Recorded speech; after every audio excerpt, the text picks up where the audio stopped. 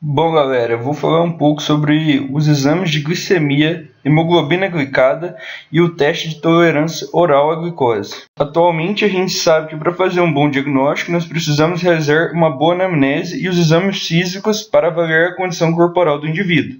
Mas com apenas isso, a gente não tem um resultado fidedigno. Hoje, a literatura médica cita que 70% das decisões médicas se baseiam em resultados de exames laboratoriais. Procedimentos considerados minimamente invasivos, que podem ser considerados como sendo ferramentas de elevada relação custo-efetividade, para se obter informações sobre o estado de saúde do paciente. Bom, o exame de glicemia em jejum é o meio clássico de se diagnosticar o diabetes mellitus. Considerando que quando em jejum a taxa de glicose circulante no sangue deve se situar abaixo de 100 mg por decilitro nos pacientes considerados normais. Quando esta se encontra entre 100 e 125 mg por decilitro, significa que o paciente apresenta alterações na glicemia em jejum, também denominada hiperglicemia, não diabética ou pré-diabética. Quando os valores da glicemia em jejum apresentam-se acima de 125 mg por decilitro e em pelo menos duas coletas sanguíneas realizadas em momentos diferentes, tem-se diagnóstico fidedigno para o diabetes mellitus. Bom, a glicemia capilar é um exame realizado pelo próprio paciente, que é aquele que a gente fura com a agulhinha, tira um pouquinho do sangue e com a fitinha com o aparelho a gente consegue mensurar a nossa glicemia. Ele geralmente é utilizado para monitorizar a nossa glicemia. No caso, quem tem patologias ligadas à hiperglicemia ou hipoglicemia, tende a utilizá-lo frequentemente. Ele pode ser feito em jejum ou após refeições. Em jejum, a gente tem que a glicemia normal quando está inferior a 110 ou 100, segundo algumas literaturas. E a qualquer horário do dia, se ela for inferior a 200, a gente tem que é normal. Quando a glicemia está alterada, ela estará entre 100 e 125. E quando a gente tem um caso de diabetes, se for em jejum, a gente sabe que ela vai ser superior a 126. Se for a qualquer momento do dia, quando ela for superior a 200 mg por decilitro. A precisão da dosagem. Na prática clínica e laboratorial, os principais desafios quanto à precisão da dosagem de glicose são os erros pré-analíticos. Eles se devem principalmente à sua metabolização no tubo de coleta. Dessa forma, tanto o tubo utilizado como o processamento da amostra até a sua análise podem influenciar os níveis de glicose mensurados.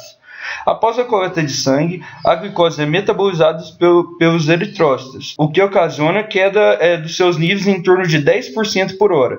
Para minimizar o impacto desses processos, diversas medidas podem ser tomadas, como, se forem utilizados tubos de soros, é preciso dar atenção ao processamento rápido da amostra, para a gente não perder ela.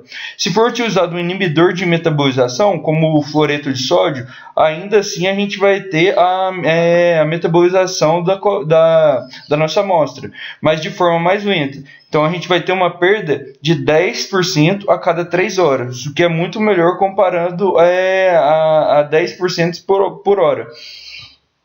Bom, aqui a gente tem um exame de glicose, de glicemia. A gente pode ver, segundo esses parâmetros, ela está normal porque a gente tem o resultado de 80 mg por decilitro. Aqui nesses valores de referência, a gente tem de 60 a 99 como glicemia normal.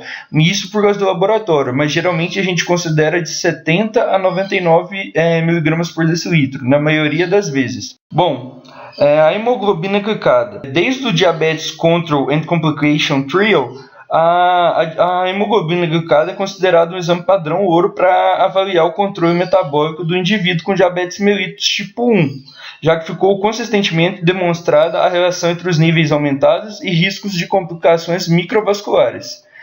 A hemoglobina glicada é dosada em sangue total, sendo coletada em tubo com anticoagulante EDTA e apresenta estabilidade consideravelmente maior do que a glicemia. Esse aspecto, inclusive, é apontado como uma das grandes vantagens de sua utilização no diagnóstico de diabetes mellitus. O jejum não é necessário e a amostra pode ser coletada em qualquer horário do dia. ela apresenta baixa variabilidade biológica individual e não é afetada pelo estresse agudo. Uma vez coletada, a amostra de sangue estão estáveis a temperaturas por até 24 horas e por até 7 dias sob refrigeração.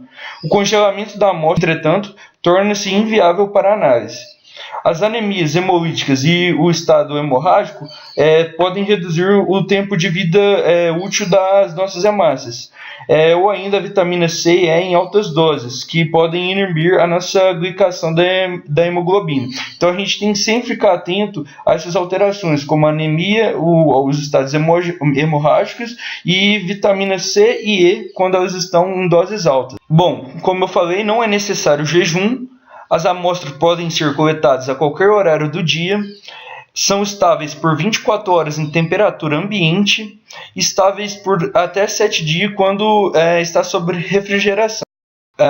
O resultado da ligação da hemoglobina com o açúcar, sendo a fração H1 a mais importante, compreendendo 80% da hemoglobina tipo A total. Como valores normais da hemoglobina glicada, a gente tem de 3 a 5,6%. Um valor para pré-diabetes, 5,7 a 6,4%. E para diabetes, a gente tem valores maiores ou iguais a 6,5%. Em algumas literaturas, a gente também pode encontrar superiores a 7%. E a gente sabe que ela é muito boa, ela é padrão ouro, porque a gente consegue medir a glicemia das últimas 8 a 12 semanas, então dos últimos 3 meses. Então meio que não tem um erro na hora de... A gente não precisaria fazer 2 exames. Geralmente a hemoglobina glicada é pedida junto com a hemoglobina glicada e a glicemia, para ter certeza e confirmar o diagnóstico.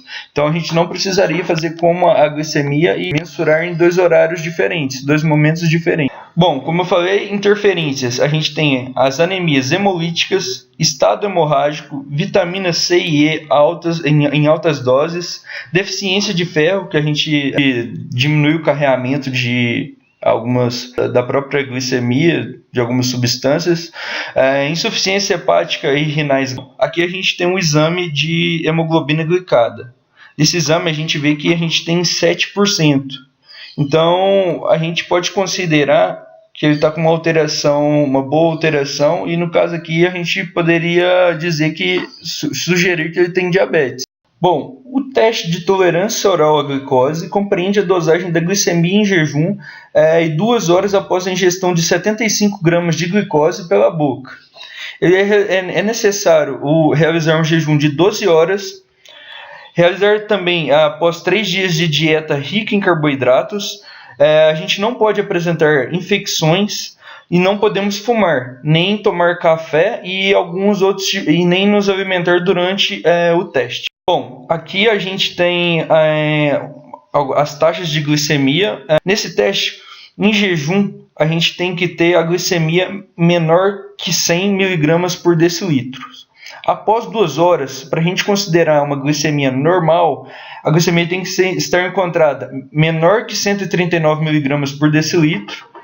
Para a gente considerar o paciente pré-diabético, a gente tem que ter entre 140 e 199 mg por decilitro. E para considerar o paciente diabético, a gente tem que ter a glicemia maior ou igual a 200 mg. Bom, aqui a gente tem um exemplo de um exame de teste de tolerância oral à glicose. A gente pode ver que em jejum o paciente se encontrou com 86 mg por decilitro, que então a gente pode ver que ele está nos padrões normais, então ele não tem. E após os 120 minutos, que seriam, no caso, as 2 horas, ele se encontra com 104 mg por decilitro. No caso, se enquadra em uma glicemia normal, porque, lembrando, o padrão lá era 139, menor que 139 para normal. Bom, aqui a gente tem um pouquinho da explicação de cada exame. Em normoglicêmicos, para a glicemia em jejum, a gente tem menor que 100. Quando a gente realiza o teste de tolerância oral à glicose, menor que 140. E para a hemoglobina glicada, menor que 5,7 para ser considerado normal. Pré-diabéticos. Em glicemia em jejum, a gente tem que encontrar a glicemia entre 100 e 126. Para o teste de tolerância oral à glicose, a gente tem que encontrar a glicemia entre 140 e 200. E para a hemoglobina glicada, um valor normal seria de 5,7 a 6,5. Agora, para a gente considerar o paciente diabético, na glicose em jejum a gente teria que encontrar um valor de glicemia acima de 126. No teste oral de tolerância oral à glicose, maior que 200. E no caso da hemoglobina glicada, maior que 6,5. A gente tem algumas patologias associadas, que no caso são a hipoglicemia, a diabetes mellitus tipo 1A, diabetes mellitus tipo 1B, diabetes mellitus tipo 2 e a diabetes mellitus gestacional. A hipoglicemia é um distúrbio provocado pela baixa concentração de glicose no sangue. Pode afetar pessoas portadoras de diabetes ou não. Diversos fatores podem levar ao aparecimento da hipoglicemia, embora não seja propriamente uma doença. A hipoglicemia é um indicativo da presença de outras patologias no organismo. O corpo humano precisa de uma quantidade específica de açúcar para funcionar apropriadamente. Na hipoglicemia, podem aparecer alguns sintomas comuns, como confusão mental, comportamento anormal, dificuldade de realizar atividades simples e de cumprir tarefas rotineiras. Pode ser ainda que apareçam outros sintomas, ainda que sejam bem menos comuns, como suor frio, sonolência, visão turva, desmaio, dor de cabeça, náuseas, alterações de humor e confusão mental. A gente tem dois tipos de hipoglicemia: a hipoglicemia de jejum e a hipoglicemia pós-prandial ou reativa. A hipoglicemia de jejum é quando a gente tem a taxa de glicemia menor que 70 mg por decilitro quando o paciente está em jejum. A glicemia pós-prandial ou reativa é quando a gente encontra valores abaixo de 70 mg por decilitro, só que quando o paciente ainda está se alimentando. Hipoglicemia. A hipoglicemia em diabéticos ocorre porque os medicamentos administrados para o controle do diabetes são baseados nas dietas e estilos de vida dos indivíduos. No entanto, podem ocorrer um gasto energético maior do que o previsto, então a nossa glicemia pode cair lá embaixo. Agora, a hipoglicemia em pacientes não diabéticos possui diversas causas como distúrbios endócrinos, problemas nos rins, fígado, pâncreas, consumo excessivo de álcool, entre outros. A diabetes mellitus é um importante e crescente problema na saúde para todos os países, independentemente do seu grau de desenvolvimento. Em 2015, a Federação Internacional de Diabetes estimou que 8,8% da população mundial com 20 a 79 anos de idade viva com diabetes. Se as tendências atuais persistirem, o número de pessoas com diabetes foi projetado para ser superior a 642 milhões em 2040. Cerca de 75% dos casos são de países em desenvolvimento, nos quais deverá ocorrer o maior aumento dos casos de diabetes nas próximas décadas. O aumento da prevalência da diabetes está associado a diversos fatores. Bom, como a gente pode ver, a gente vê que o Brasil está em quarto lugar na relação dos 10 países com o maior número de pessoas com diabetes. Só que a gente pode ver que na cabeça a gente tem em primeiro lugar e segundo lugar a Índia e a China, que só as duas ali a gente já tem metade da população mundial. Então, se a gente vê uma proporção da quantidade de pessoas que eles têm em seus países e comparar com a proporção de diabetes que a gente tem no Brasil, a gente tem uma grande diferença. Então, proporcionalmente, no Brasil a gente pode ter muito mais diabéticos do que lá. O aumento da prevalência do diabetes está associado a diversos fatores, como a rápida urbanização, transição epidemiológica, transição nutricional, maior frequência de estilo de vida sedentário, maior frequência de excesso de peso, crescimento e envelhecimento populacional, e também a maior sobrevida dos indivíduos com diabetes. A gente tem alguns tipos de diabetes: diabetes mellitus tipo 1A e B, diabetes mellitus tipo 2, diabetes mellitus gestacional. Diabetes mellitus tipo 1A é a forma mais frequente do diabetes mellitus 1, tipo 1, confirmada pela positividade de um ou mais autoanticorpos. Em diferentes populações, descreve-se forte associação com antígenos leucocitários DR3 e DR4. O diabetes mellitus tipo 1B ou idiopático é atribuído ao caso de diabetes mellitus tipo 1, nos quais os autoanticorpos não são detectáveis na circulação. O diabetes mellitus tipo 2 corresponde a 90 a 95% de todos os casos de diabetes. Possui etiologia complexa e multifatorial, envolvendo componentes genéticos e ambiental. Geralmente, o diabetes mellitus tipo 2 acomete indivíduos a partir da quarta década de vida, embora se descreva em alguns países o aumento da sua incidência em crianças e jovens.